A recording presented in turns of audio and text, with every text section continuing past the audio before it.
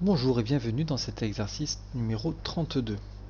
Alors dans cet exercice, nous allons devoir redessiner le plan de cette maison, mais pour ce faire, on va utiliser un outil qui s'appelle la référence externe. Jusqu'à présent, vous aviez un dessin, vous l'affichiez quelque part sur votre ordinateur, vous l'imprimiez pour le refaire ensuite. Là, notre dessin, on va l'appeler directement dans notre dessin AutoCAD.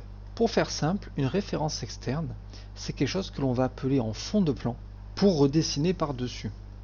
C'est comme si on avait un plan imprimé, on voulait faire des modifications sans toucher à notre plan imprimé et que l'on mettait un papier calque par-dessus pour dessiner nos modifications. Bien là, ça va être la même logique pour AutoCAD. L'avantage de faire ça, c'est que si on vous envoie un dessin, vous allez pouvoir travailler avec le dessin appelé en référence externe et vous travaillez sur vos calques sans craindre d'abîmer le fichier originel. L'autre énorme avantage, c'est que lorsqu'on est sur AutoCAD et que l'on dessine une forme, donc là par exemple j'ai ouvert un fichier AutoCAD sur lequel il y a des exercices, chacune de ces formes, AutoCAD sait que je peux être amené à la faire évoluer. Donc il calcule cette éventualité. En permanence, il sait que ce sont des polylignes avec des points en X, en Y, etc. Il connaît leur longueur, la longueur de chaque trait, son positionnement dans l'espace. Et tout ça, ça lui prend de la mémoire. Quand on charge une référence externe dans AutoCAD, on ne pourra plus l'éditer telle qu'elle. Elle sera en fond de plan, on ne pourra plus l'éditer. L'avantage, c'est que pour AutoCAD, c'est comme s'il avait, au lieu de charger un dessin, il avait chargé une image de ce dessin. Il sait que ces points-là ne vont pas être amenés à bouger les uns par rapport aux autres, et du coup, ça lui prend beaucoup moins de mémoire de tout afficher. L'autre avantage, c'est que si on a travaillé intelligemment, si je suis un maître d'œuvre et que j'envoie à mes collaborateurs un plan, ils vont pouvoir dessiner ce que eux doivent dessiner uniquement par-dessus mon plan qu'ils auront appelé en référence externe. Quand ils me renvoient eux le fichier, il n'y a que leur calque à eux. Ils ne me renvoient pas tout le fichier avec tous les calques. Et si ça a été bien dessiné, j'ai plus qu'à ouvrir mes fichiers, les superposer et ça va donner le dessin juste. Alors je vais vous montrer un exemple. Imaginons que j'ai une maison. Je vais aller ouvrir une référence externe. Donc je vais dans Outils, Palette, Référence externe. Alors la mienne, elle est déjà là de base. Normalement elle s'ouvre comme ça et on peut l'ancrer. Moi j'ai l'habitude de l'ancrer à droite. Et là je vais aller appeler plusieurs références externes. Donc là c'est un fichier DWG. Je vais appeler cadastre. Là je vais pouvoir appeler ma référence externe et je peux soit spécifier à l'écran son point d'insertion, son échelle, sa rotation, et donc là ça me dit qu'elle a été faite en mètres. Imaginons que je fasse ça. Ça me demande où est-ce que je vais mettre le premier point. Et son échelle, ben là je le connais pas trop. Allez, je vais... Là je suis en train de toucher l'échelle en X, en Y, en Z. Alors je vais mettre, allez, 0.8. 0.8. Voilà, elle est rentrée. Et je vais appeler notre référence externe.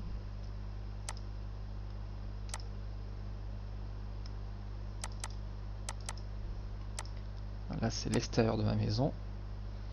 Alors cette fois je vais lui dire de se mettre par rapport à son point d'insertion de base, à l'échelle de base.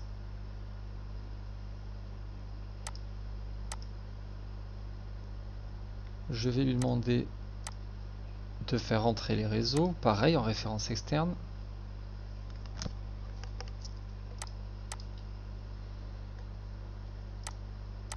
Et là c'est le toit de ma maison par exemple. Donc là je vois qu'il n'y a rien qui est bien placé, rien qui est à la même échelle. Je pourrais toujours venir déplacer ma référence externe. c'est censé être par là. Là je vois que pareil, il n'y a pas la bonne échelle et c'est mal mis. Voilà, c'est un peu le bazar. Et tout ça, ce serait censé être quelque part ici, sur mon cadastre. Donc je vois que là, il y a tout qui est mal mis. Et ça me demanderait pas mal de boulot de tout remettre en place. C'est faisable en soi. Mais comme à la base, j'ai travaillé comme un cochon pour créer ces fichiers, que je ne suis pas parti d'un point fixe, et ben ça donne ça. Il n'y a rien qu'à la même échelle, il n'y a rien qui vient placer sur le dessin. Je vais refaire le même exercice.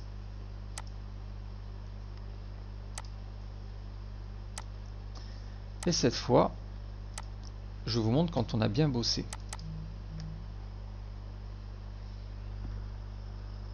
Donc là, celui-ci s'appelle Topo 2. Je vais aller pareil, chercher mes références externes.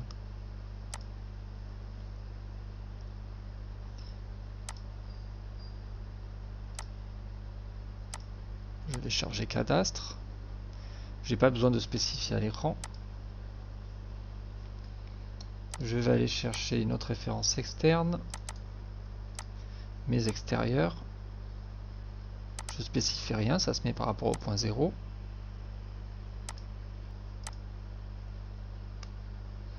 Et par exemple, mon toit là.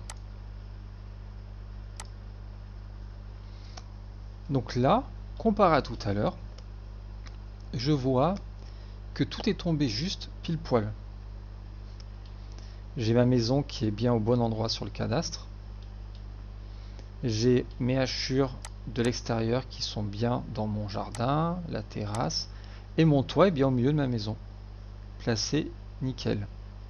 Ça c'est possible parce que lorsque j'ai créé chacun de ces dessins, je savais où était mon point 0 par rapport à la maison, à mon cadastre, etc. Dans le tout premier exercice que l'on a fait sur AutoCAD, je vous avais montré comment trouver un point précisément, notamment le point 0. Typiquement, ça va servir à ça. On peut commencer un projet et dire à tout le monde, ok, ben la maison, on l'a fait en mètres, on indique où est le nord, et on dit que le point 0 du dessin, il est à tel endroit. Par exemple, j'aurais pu dire, le point 0 du dessin, c'est le point nord-ouest de la parcelle. Tout le monde aurait pu dessiner en fonction de cette information, et quand moi je compile tous les dessins qu'on m'a envoyés, ça tombe juste. Plutôt que d'ouvrir chacun de ces dessins un par un, les recopier, aller les coller avec un point de base et le compiler tout sur le même fichier AutoCAD, ce qui me prendrait beaucoup de mémoire, là je les appelle et ça n'est que des images de ces dessins.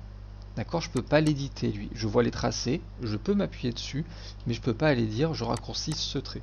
Pour aller l'éditer, il faudrait que j'aille faire ouvrir la référence ici. Donc encore une fois, l'intérêt c'est que ça prend très peu de mémoire et du coup je vous invite à travailler sur des références externes. On vous envoie un projet, vous avez une modification à faire vous. Je dis une bêtise, mais si on a tout un immeuble et que vous ne vous occupez que du parvis de l'entrée ou que de la VMC, vous n'allez pas charger tout le dessin et retravailler dedans.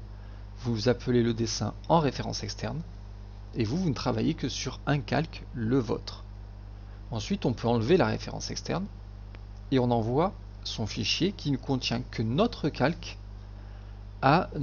au maître d'œuvre. Lui, il n'a plus qu'à appeler notre dessin en référence externe. Lui, il va compiler des références externes et les dessins seront justes. Alors, la référence externe, quand elle vient avec un chemin. Là, par exemple, dans mon ordinateur, mes références externes, elles sont dans Bureau, Lecteur D, Documents, Pro, Formaltique, AutoCAD, DWG, Xref. Si je change de dossier ma référence externe, il ne va plus la trouver. Cependant, je pourrais aller faire un clic droit dessus et lui dire je veux sélectionner un nouveau chemin d'accès.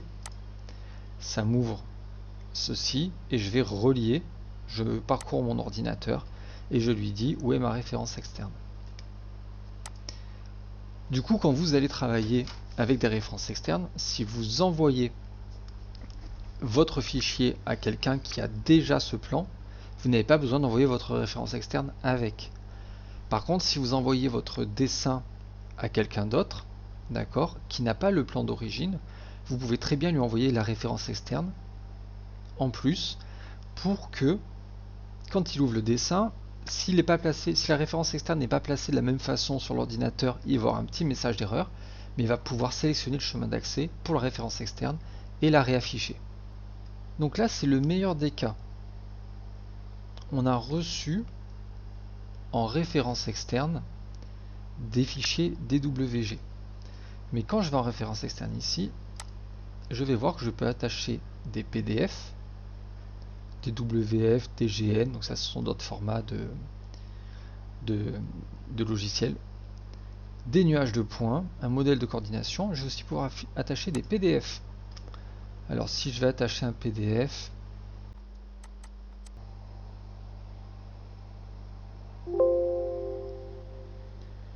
donc je vais pouvoir donner son échelle à l'écran. Bon, je vais le coller par là.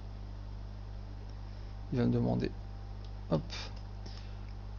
Donc là, j'ai attaché un PDF qui a été dessiné avec AutoCAD. J'ai dessiné sur AutoCAD.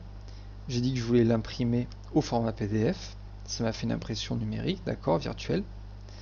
Et là, comme c'est dessiné avec AutoCAD, je vais pouvoir m'accrocher au point. Il va voir les centres, il va voir les extrémités. Normalement, c'est à peu près bien dessiné. Alors, quand je clique dessus, je peux activer ou désactiver l'accrochage ici.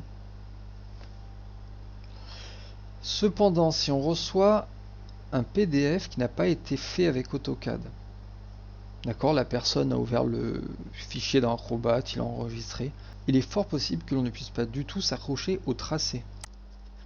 Je vais rouvrir mon fichier topo de base et je vais réappeler en référence externe cadastre. Je vais partir du principe que cadastre, je l'ai pris sur le plan d'une mairie ou un truc comme ça. D'accord, ils ont des services sur lesquels on peut télécharger les cadastres directement, les parcelles, au format DWG. Je vais partir du principe que lui, il est dessiné juste. On m'a envoyé le plan de la maison et lui, il est faux. Je vois qu'il n'y a pas la bonne échelle, puisque ça, c'est censé s'insérer dans cette parcelle. Il n'est pas au bon endroit par rapport au point 0. Et il n'a pas non plus la bonne rotation. Alors, première chose, on va pouvoir grouper ça. Parce que pour le moment, si je fais un truc comme ça, là, je vois que j'ai 101 tracés. Je vais aller le grouper. Je clique dessus, je sélectionne. Et là, j'ai quelque chose qui s'appelle grouper. Sinon, je peux faire clic droit, grouper, grouper. Il me dit qu'il m'a fait un groupe. Et maintenant, quand je vais manipuler ça, il y a tout qui vient d'un coup. Donc c'est pratique. Quand on a des objets à mettre dans des dessins comme ça, des objets qu'on a fait à part, qu'on veut les mettre, on peut très bien en faire des groupes pour si on doit le déplacer.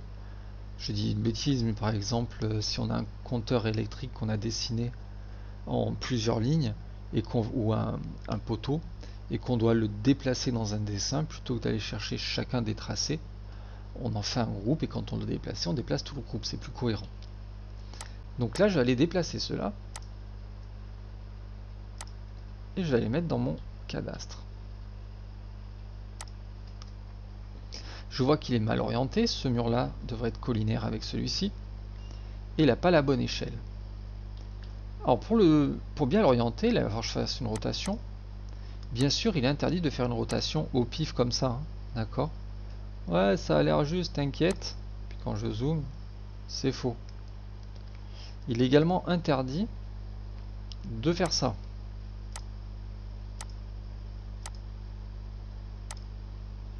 Là, je vois que ça fait 13 degrés. Et j'applique une rotation. Alors, je sais pas là-dedans si je suis dans le contrôle des unités, si je suis en sens horaire ou pas. On va voir. Bingo. Je n'étais pas dans le sens horaire, donc je vais faire 26, c'est pas grave. Moins 26. Ok, ça a l'air juste. Mais quand je zoome, c'est faux. Pourquoi est-ce que c'est faux? Parce que là, dans les options de mes cotes, j'ai pas mis de virgule. Si je vais là en précision et que je dis que je veux 6 chiffres après la virgule, je m'aperçois que ça faisait pas 26 degrés du tout. Alors comment fait-on pour faire une rotation juste dans AutoCAD? Pour faire une rotation juste dans AutoCAD, il y a un outil qui s'appelle référence. Il va falloir bien comprendre comment ça fonctionne.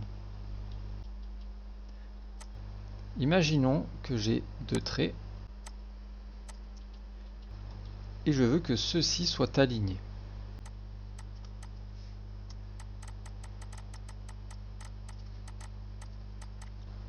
Donc pour donner la même inclinaison à deux traits, le plus simple, c'est quand même qu'ils aient un point en commun. Donc je vais leur mettre un point en commun. D'accord, si ça avait été hop, comme ça, j'aurais pris tout ça pour leur donner un point en commun.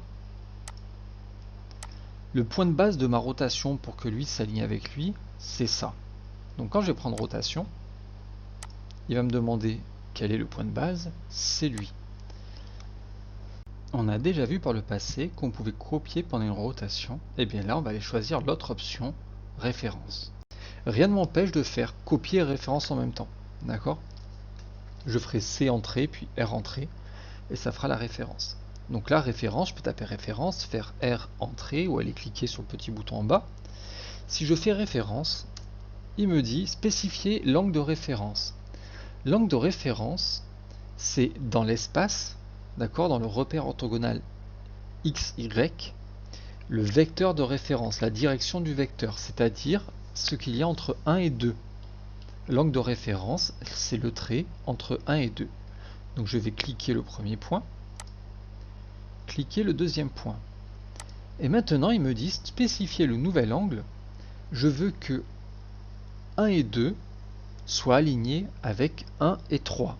1, je ne vais pas le recliquer, il est déjà cliqué, c'est le point qu'on a en commun. Donc j'ai cliqué sur le point 1, j'ai cliqué sur le point 2, et maintenant je clique sur le point 3. Et j'ai bien mes deux traits parfaitement alignés. Bien là, ça va être pareil avec ma maison. Je sélectionne ma maison, je lui applique une rotation. Point de base, c'est le point qu'il a en commun avec le cadastre. R entrée pour la référence, je reclique mon premier point, c'est important, j'ai plein d'élèves qui oublient de me recliquer le premier point. Je clique le deuxième point. Alors on évite de cliquer comme ça, d'accord? Sur AutoCAD, on peut zoomer à l'infini, on zoome. Et le troisième point, ce sera n'importe quel point, d'ailleurs on voit que là ça suit là, n'importe quel point que je vais cliquer sur ce trait là. Maintenant, ma maison est bien alignée, je vais devoir la mettre à l'échelle. Alors je vous ai montré exprès une rotation avec référence parce que l'outil de mise à l'échelle fonctionne exactement comme la référence de la rotation. À savoir que là je vais pouvoir sélectionner mes objets, je fais entrer, il me demande un point de base. Le point de base, je vais prendre lui, puisque lui est déjà bien placé. Parce que si je prends lui, bah, ma maison elle va grandir n'importe où. Donc je prends bien mon point de base ici, puisqu'il est déjà bien placé. Et là je pourrais soit indiquer avec la souris, il va mesurer la taille du trait que je fais, ça va être un coefficient multiplicateur. Si je fais un trait de 10, il va agrandir ma maison x 10. Je pourrais taper 10, il va agrandir la maison x 10. Donc là pareil, je pourrais aller faire des maths, un produit en croix pour savoir de combien il faut que je multiplie ma maison pour trouver ça. Je ne vais pas m'embêter, je vais faire une référence. On voit qu'en bas, j'ai bien l'option référence, je vais faire R entrée. Et c'est exactement la même logique. Je veux que ma distance entre le point 1 et le point 2 devienne la distance entre 1 et 3. Premier point, deuxième point, troisième point. Ça y est, j'ai fait ma référence et ma maison est à la bonne échelle. Je vais éteindre ça et prendre un tout nouveau dessin.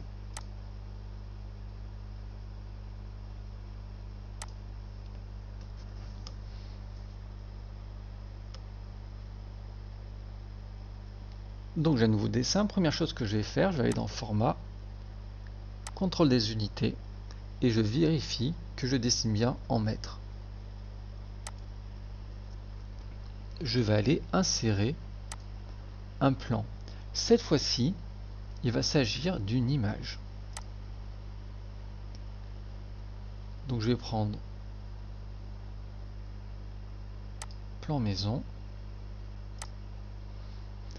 Et donc là, je peux spécifier son point d'insertion à l'écran et l'échelle à l'écran. Ou autrement, j'enlève tout. Et il va se placer naturellement. Alors attention, quand c'est un plan DWG, il est normalement à l'échelle par rapport au point 0.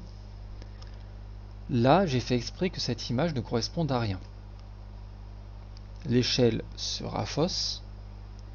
Et quand je vais l'insérer au point 0, ça donne ça. Donc j'ai plein d'élèves qui, quand ils insèrent l'image, ils la voient pas. Bah, c'est normal. Elle est très petite. Il va falloir zoomer dessus. Quand je clique sur l'image, je vais pouvoir créer un contour de délimitation pour choisir ce que j'affiche. Je vais pouvoir mettre de la transparence en arrière-plan, l'effacer, ne plus l'afficher, gérer sa luminosité, son contraste. Alors attention, des fois ça fait des images un peu pourries, ça fait des images un peu moches, et laisse tomber. Donc là je vais avoir un petit souci, j'ai un plan qui est blanc, et on voit que ma souris étant blanche, on a du mal à la voir. On va aller voir où changer ça. Si je vais dans les outils, tout en bas je trouve les options. Dans les options, je vais avoir un onglet dessin. Et dans l'onglet dessin, je vais pouvoir modifier les couleurs. Et je peux modifier toutes les couleurs d'AutoCAD pour en faire ce que je veux. Moi en l'occurrence là, je vais changer la couleur du réticule parce qu'en blanc on voit rien. Je vais le mettre en vert. Appliquer. Et fermer. Ça y est, mon curseur est vert. Je le vois un peu mieux quand je dessine. Alors j'aurais pu le mettre rouge par exemple, pour qu'on le voit un peu mieux. Mais sur le plan, comme les murs sont en rouge, ben, on va rien y voir. Donc, là, il va s'agir de mettre mon plan à l'échelle. Je vous l'ai dit, il n'est pas du tout à l'échelle. J'ai une maison qui est censée faire 15,50 m de large. Si je prends une cote, et que visuellement, là, j'essaie de m'accrocher ici, de là à là, on voit que je ne suis pas du tout. Donc, comment on peut dessiner à la bonne échelle? Pareil, je pourrais mesurer, faire une différence. Là, il y avait 0,74. Faire 15,5 divisé par 0,74 pour avoir le coefficient multiplicateur, multiplier mon plan. Non, c'est trop compliqué. On va refaire la mise à l'échelle avec une référence. Là, ce que je vais faire, c'est que je vais prendre une polyligne. Alors, je ne vais pas tracer en blanc, sinon on ne va rien voir.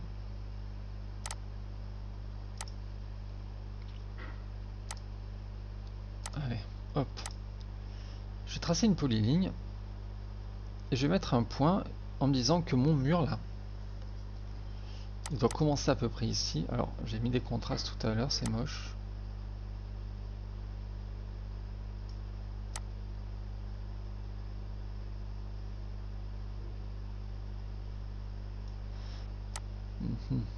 Allez, voilà.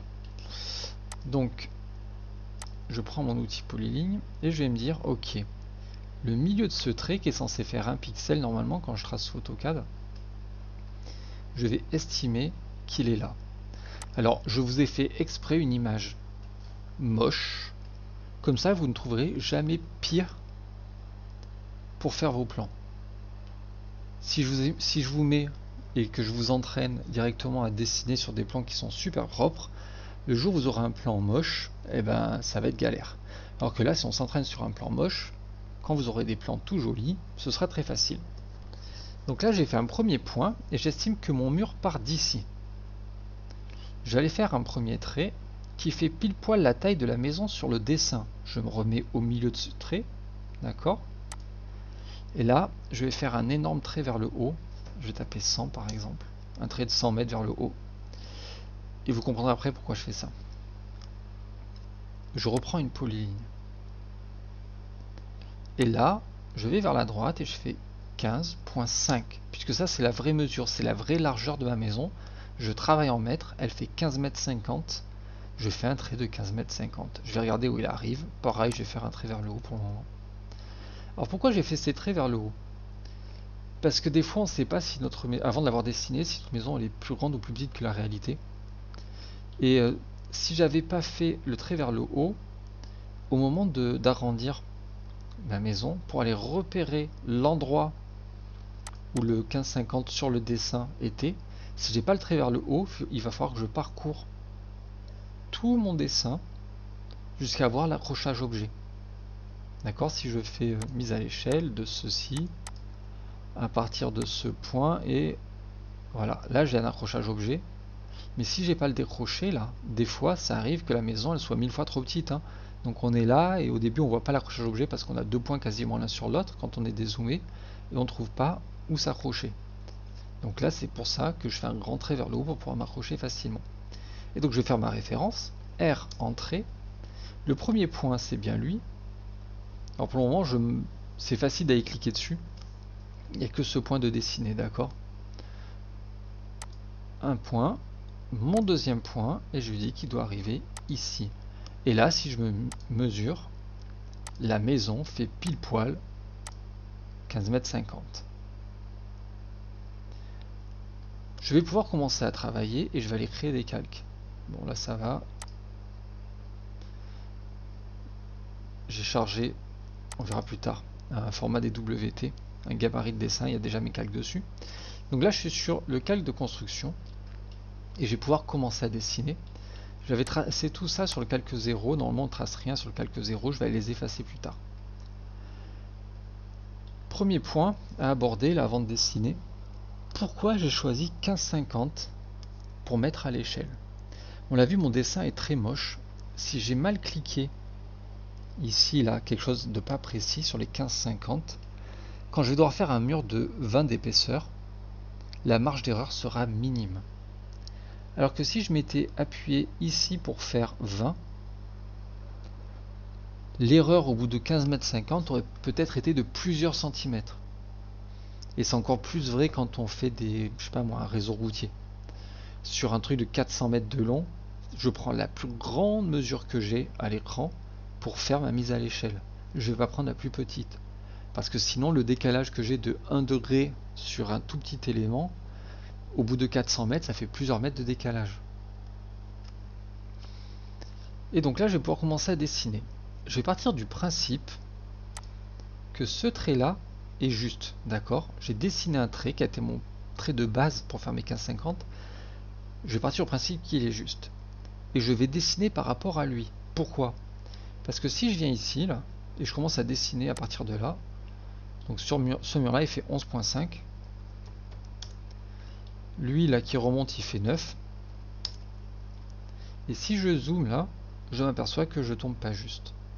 Bah forcément, parce que mes gros pixels, là, ils sont tout flous. Et je suis pas sûr de pouvoir tomber juste. À chaque fois que je clique, là, ça va être un peu au pif. Alors que si je pars du principe que ce trait-là est juste, je vais dessiner à partir de lui. Donc ça fait 15,5. Là, j'ai dit que ça faisait 9. 11,5. 0,7. 4. Hop, je peux faire C pour clore ma forme. C'est entré. Là, mon mur fait 20 d'épaisseur.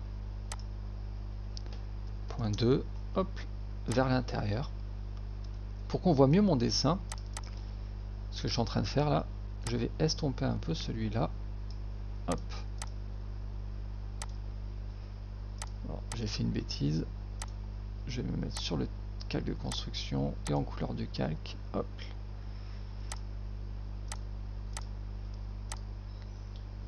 Donc là, j'ai plus besoin de ça maintenant. Et je vais pouvoir continuer à dessiner. Non, lui par contre, je vais le remettre sur le calque 0. Voilà. Je vais pouvoir continuer à dessiner. Donc là, ça va être très simple. Il n'y a pas toutes les mesures à l'écran. J'ai toutes les mesures des pièces. J'ai la mesure de ce petit mur là, c'est 7 d'épaisseur. Par contre, j'ai pas les ouvertures. On va partir du principe que l'architecte, quand il a dessiné, s'il pouvait se mettre à 9 mètres pile, il se mettait à 9 mètres pile. D'accord? Il va pas mettre un truc à 9 mètres 03, je sais pas quoi. Et de toute façon, une fois sur le chantier, comme on dit, les maçons sont pas à 1 mètre près. Donc là, je vais faire 3.8 par exemple, et descendre jusqu'ici. Je peux me rappuyer là, et aller tracer ce mur là. Tac. Là, il y a 3,57. 4.14. Hop.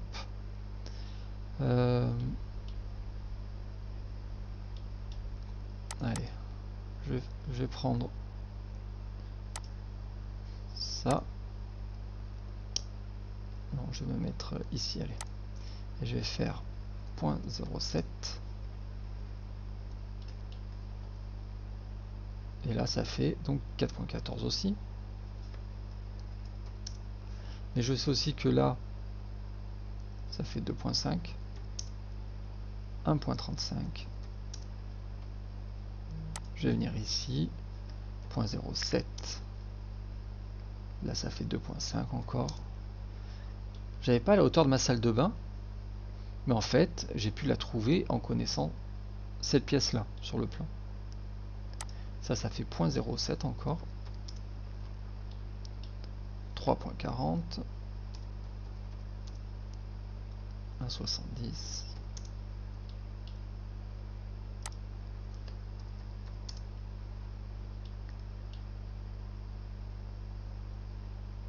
Alors là, il fait 4.14 plus les 0,7. 4.21. 0.07. Alors pour le moment, je m'en moque, hein, c'est mon trait de construction. Ça va être un peu moche. Je ferai ça plus joli plus tard. Hop. Là, je peux mêler mes accroches objets. J'ai quasiment fini.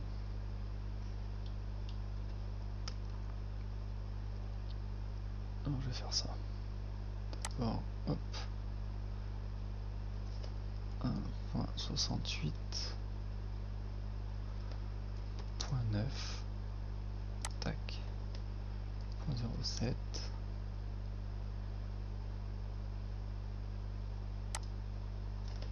0.07. Et je vais venir se fermer ici. Là, je sais que j'ai 2,40. Donc,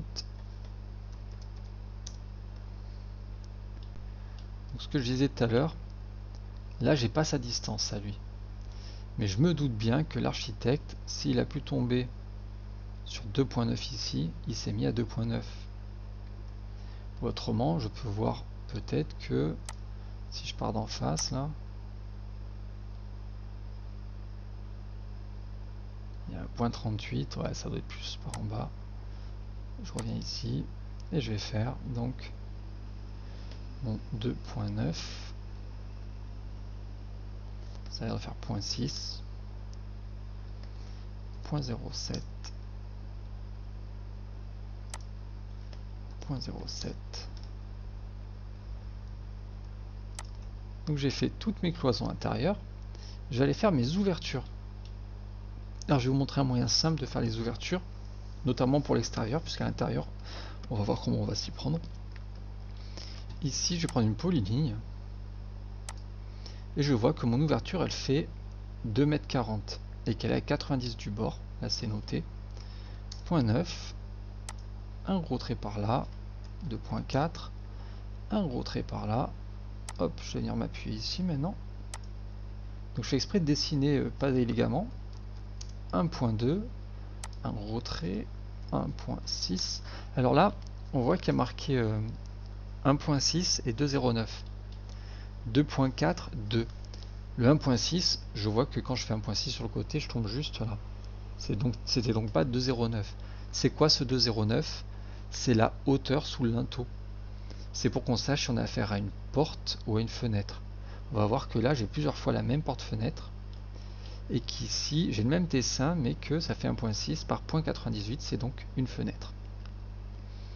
Donc je reviens là, je fais 1.1, 1.6, 0.5, 1.6, 1.1,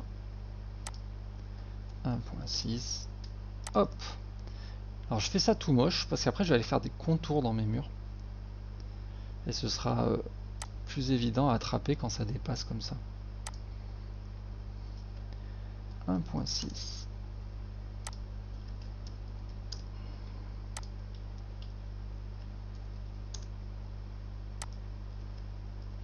On voit que j'hésite pas à tracer grand, d'accord? Je dis toujours ça, mais je le répète. C'est utile parce que quand ça dépasse, c'est plus facile à attraper et on voit où on a mis notre construction. On risque pas de les oublier quelque part.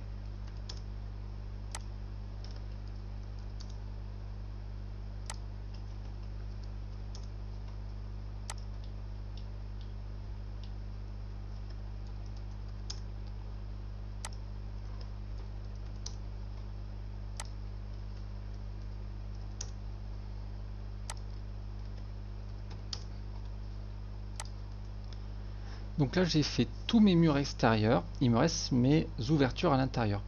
Mes ouvertures intérieures font toutes 0,9.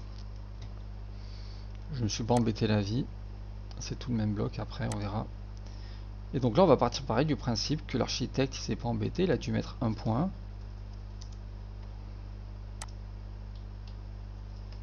Point 9. Hop. Et donc je vais faire pareil ici. Je pars du principe qu'il s'est pas embêté. 2.3. Point 9. Alors c'est pas dit que ce soit juste, hein, mais des fois on n'a pas le choix. J'ai fait exprès de mettre un plan un peu embêtant où on n'a pas toutes les infos. Donc là le mur il fait ça. L'ouverture fait point 9.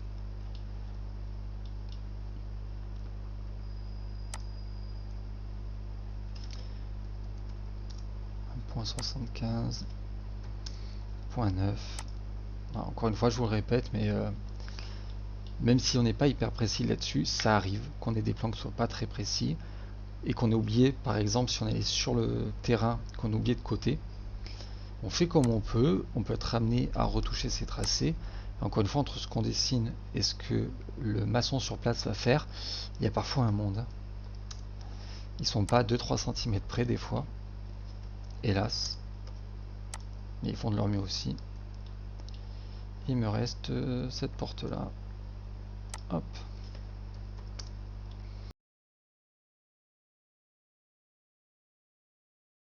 Donc là j'ai fait tous mes traits de construction. Je vais aller épurer un peu tout ça. Là je sélectionne ça. Je vais faire un ajuster. Et je vais dire que lui là je le veux pas.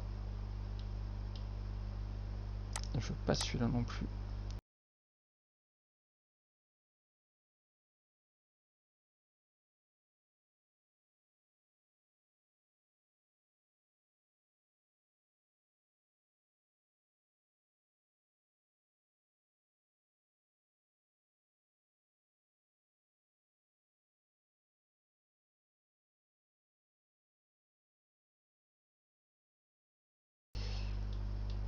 Ok, ça m'a l'air pas mal. Alors on voit que quand je me déplace, comme il ne veut pas calculer les dessins en permanence, il ne me l'affiche pas. Ce qui permet de voir un peu mon dessin. Et donc il me reste cette fenêtre là qui fait 50. Je vais faire ça. Donc je vais me mettre maintenant sur un nouveau calque qui s'appelle mur. Et juste prendre l'outil contour. Si jamais mon dessin m'embête, je vais le décharger 2 minutes. Alors, donc décharger, je ne l'affiche plus. Je veux le recharger, je le recharge. Je veux le détacher, il sera plus dans mon dessin. Là, je vais juste le décharger pour pas qu'il soit affiché. Ce sera plus simple. Je prends mon outil contour. Et donc, je vais lui dire que j'ai ça. J'ai ce mur-là. Tout ce mur-ci.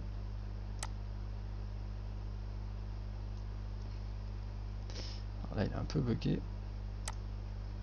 C'est pas grave, je vais le faire en plusieurs fois. Lui, c'est bon. Lui, c'est bon. Lui, c'est bon.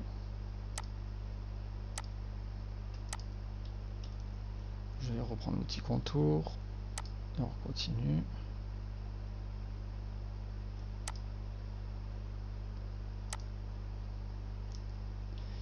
Et maintenant, je vais pouvoir aller faire mes ouvertures à la limite.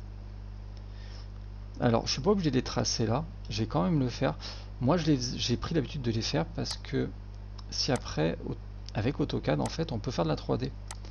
Si après, on veut faire de la 3D, ce qui m'arrivait souvent, on faisait notre dessin en 2D.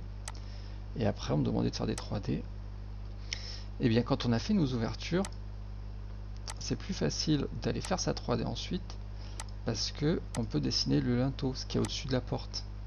Parce que si on a laissé une ouverture béante, et ben quand on veut extruder, il n'y a rien à extruder, il faut qu'on le redessine à ce moment-là. Et redessiner de la 2D sur la 3D, c'est parfois pénible. Surtout dans AutoCAD. Voilà, je vais pouvoir éteindre mon calque construction. Et ça y est, j'ai dessiné tous mes murs à partir de ma référence externe. Je peux la réafficher si je veux. Hop. Et je vois mes dessins par-dessus. J'ai pas encore fait les portes parce qu'on va en parler dans le prochain exercice où il va s'agir de créer des blocs. Donc je vous dis à très vite pour créer des blocs dans un nouvel exercice. Et bien sûr, vous pouvez retrouver le lien de téléchargement du JPEG dans la description de la vidéo en dessous. À bientôt.